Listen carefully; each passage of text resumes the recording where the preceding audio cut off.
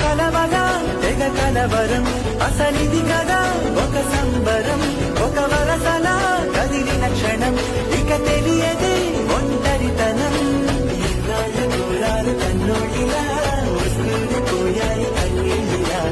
ఇల్లంతా మారింది సందళ్ళుగా మీరంతా ఉండాలి వందేళ్ళిలా మనవారే వెనకుంటే మరణాన్ని మరిచేది మనసంతా వెలుగేడ ఇక చీకటిల్లింది తెల్లారి నవ్వుతోనే 10 మంది